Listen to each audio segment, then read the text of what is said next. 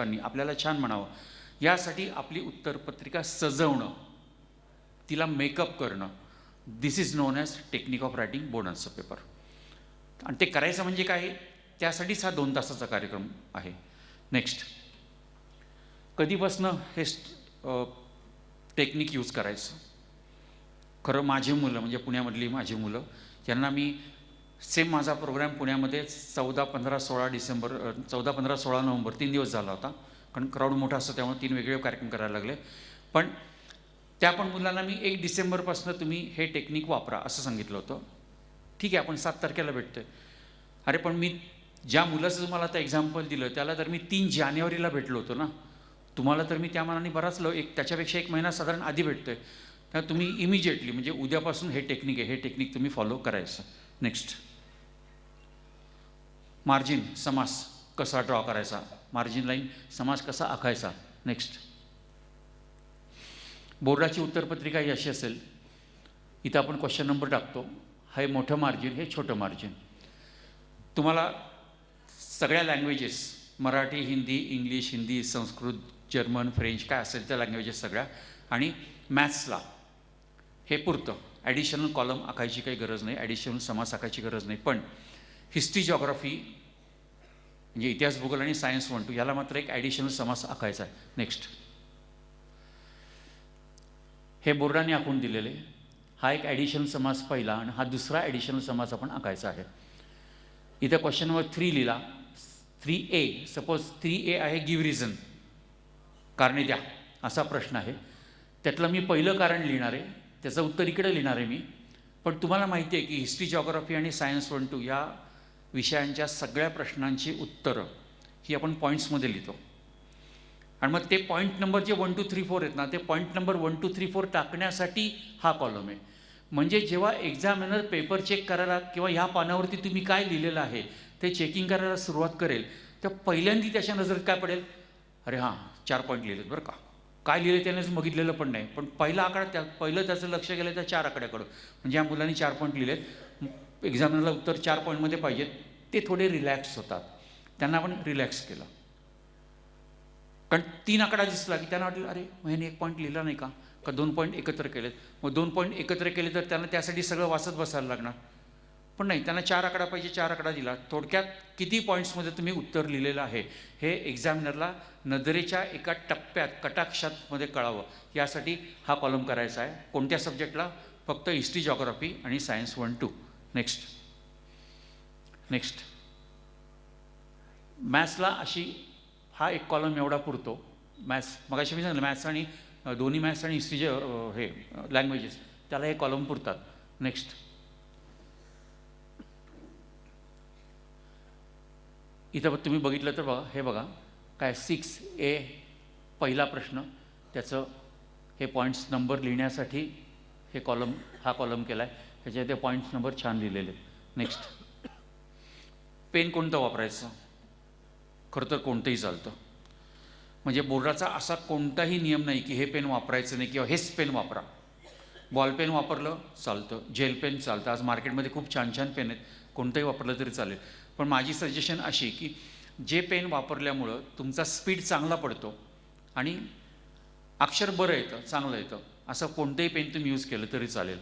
जेव्हा मी असं म्हणतो असं कोणतंही पेन यूज केलं तरी चालेल, तेव्हा एखादं पोरगं उठतं म्हणतं की सर मग मी स्केच पेनने पेपर लिहू का? तर मला माहीत नाही बाबा की माझ्या कोणत्या मुलांनी लिहिलं नाही कधी स्केच पेननी पेपर. पण विनोदाचा भाग बाजूला राहू देत, पण कोणतंही पेन वापरलं तरी चालतं. म्हणजे तुम्हाला जर का कोणी असं म्हटलं ना की नाही नाही बोर्डाला फक्त इंक पेन, शाईचं पेनच चालतं बरं का, असं काहीही नाही. शाई कोणत्या कलरची पाहिजे त्याच्यासाठी मात्र नियम आहे की ग्रीन यूज करायची नाही आणि रेड यूज करायची नाही, कारण ते एक्झामिनर, मॉनिटर त्यांच्यासाठी ठेवलेल्या ते कलर्स आहेत म्हणून. तर पण ग्रीन आणि रेड हे सोडून तुम्ही कोणते, म्हणजे ब्ल्यूनी पेपर लिहिला तरी चालेल, ब्लॅकनी लिहिला तरी चालेल. ही पण फॅक्ट आहे की ब्लॅकनी लिहिलेला पेपर दिसायला छान दिसतो, पण ते कोणासाठी? सगळ्यांसाठी नाही. कारण आपल्याला खूप जणांना सवय असते की खाडाखोडा पण खूप करतो. ज्यांची खाडाखोड खूप होते ना त्यांनी ब्लॅक इंक कधी यूज करू नका. पण ज्यांची खाडाखोड काही नाही, म्हणजे एका पानावरती 1-2 ठिकाणीच असतं, त्यांनी ब्लॅक यूज करा, दिसायला ते छान दिसतं, त्याचं इम्प्रेशन चांगलं पडतं. पण खाडाखोड खूप असेल तर ते इम्प्रेशन उलट वाईट पडतं. आता मी समजा टीचर आहे, मी तुम्हाला काहीतरी डिक्टेशन देतो, हे क्वेश्चन आन्सर मी सांगतोय, तुम्ही लिहा आणि तुम्ही ते लिहिताय, तर त्याच्यामध्ये खाडाखोड व्हायचा प्रश्नच नाही, कारण सगळं मी सांगतोय ना. पण एक्झाममध्ये तुम्ही स्वतः विचार करून लिहिणार, तुमच्या मनाने लिहिणार, आणि मग विचार करून आपल्या मनाने लिहिताना त्याच्यामध्ये गडबड होते आणि मग खाडाखोड होते. मग अशी खाडाखोड तुमच्या 6 महिन्याचे मिळालेले पेपर्स काढून बघा. अशी खाडाखोड जर का एका पानावर 2 किंवा 3 पेक्षा जास्त असेल तर ब्ल्यूनीच पेपर लिहा, नाहीतर कमी असेल तर तुम्ही ब्लॅकनी पेपर जरूर लिहा. त्याचा फायदा हा इम्प्रेशन पडून वेगळा नक्की मिळू शकतो. कर्सिव्ह रायटिंग नॉर्मली हा प्रश्न येत नाही. नेक्स्ट, अंडरलाइनिंग खूप इम्पॉर्टंट पार्ट आहे हा. मला माहिती आहे की तुम्हाला तुमच्या 4th-5th स्टँडर्डपासून सगळे टीचर सांगतात की जे इम्पॉर्टंट वर्ड्स आहेत, कीवर्ड्स आहेत, किंवा हिस्ट्रीमध्ये इयर्स आपण सालं मेन्शन करतो ते, अशा सगळ्या किंवा सायंटिफिक वर्ड्स असतात, शास्त्रीय शब्द, शास्त्रीय संकल्पना, त्या सगळ्यांना अंडरलाईन करा हे सांगतात. म्हणजे माहिती आहे तुम्हाला, याच्यामध्ये मी पण काय नवीन सांगतो असं नाही. पण माझ्या अनुभवाप्रमाणे 100पैकी 99 मुलं, 95 मुलं काहीच करत नाहीत आणि 4-5 मुलं काहीतरी करतात, पण पहिले सुरुवातीचे क्वेश्चन नंबर 1, 2, 3, 4 नंतर त्यांना वाटतं वेळ खूप वाया जाते, जाऊ दे मी नाही करणार, मग ते अंडरलाईन करणं सोडून देतात. असं नाही. आता मला माहिती आहे ते शिक्षक बसलेत, पण त्यांच्यासमोर बोलते, कारण मी पण एक शिक्षक आहे. ठीक आहे, मी कोणत्या शाळेतला नाही आहे, पण स्टील तुम्हाला जर असं वाटत असेल की समजा तुम्ही 20 पानी पेपर लिहिलं, 20 पेजेस तुम्ही लिहिले, तर तुमच्या पेज नंबर 1 वरच्या पहिल्या शब्दापासून त्या पेज नंबर 20 वरच्या शेवटच्या शब्दापर्यंत प्रत्येक तपासणारा टीचर, एक्झामिनर अगदी वर्ड टू वर्ड 100% वाचतो आणि मग तुम्हाला मार्क देतो. असं जर तुम्हाला वाटत असेल तर ते चुकीचं आहे. तुम्हाला काहीतरी काय, मग काय ते न वाचता मार्क देतात का? असंही नसतं. काय असतं की 10वीचे पेपर चेक करणारे टीचर एक्सपिरियन्स असतात, काहीतरी वर्ष 10वीला शिकवलेले, काम केलेले, नोकरीला एवढी वर्ष झाली आहेत म्हणून त्यांना 10वी मिळाली, म्हणून त्यांना 10वीचे पेपर तपासायला मिळालेत. जे काल एखादा टीचर लागला आणि उद्या 10वीचा पेपर बोर्डाचा चेक होतं असं तर होणार नाही.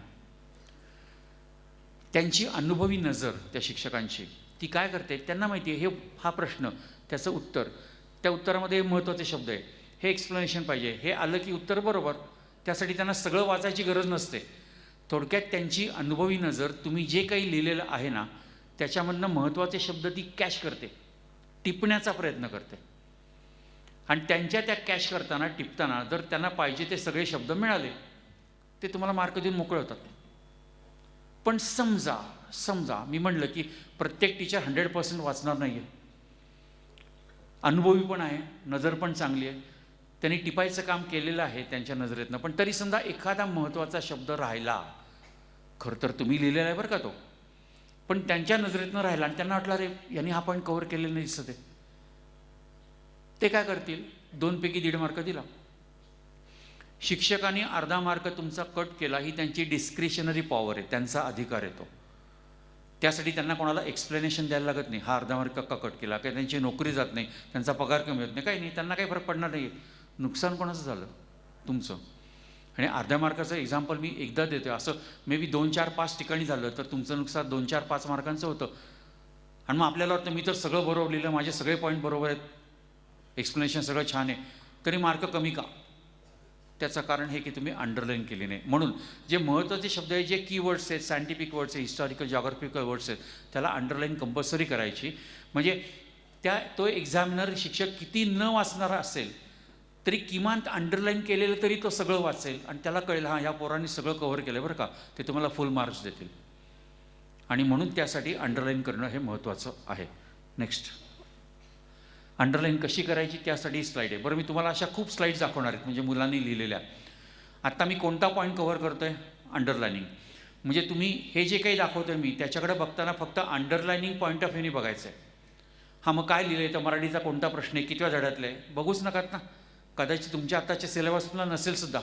याच्यातनं मी तुम्हाला अंडरलाईनिंग कसं करायचं हे सांगतो आहे, त्या दृष्टीने स्लाईड तुम्ही बघा. नेक्स्ट, ही स्लाईड अंडरलाईनिंग कसं करायचं नाही त्यासाठीची आहे. जर नीट बघितलं ना तर सगळंच अंडरलाईन केलेलं आहे. मग घ्या, तुम्हाला अंडरलाईन पाहिजे ना, घ्या आता बसा वाचत, काय वाचायचं ते. म्हणजे अशा प्रकारे पण नको, कारण तुम्ही अशा प्रकारे अंडरलाईन केलं म्हणजे तुम्ही एक्झामिनरला छळलं, तुम्ही त्याला डिस्टर्ब केलं. म्हणजे त्याला पाहिजे ते न देता तुम्ही त्याला सगळंच देत बसलात ना, म्हणजे त्याचं काम वाढवलं तुम्ही त्या टीचरचं. त्याचा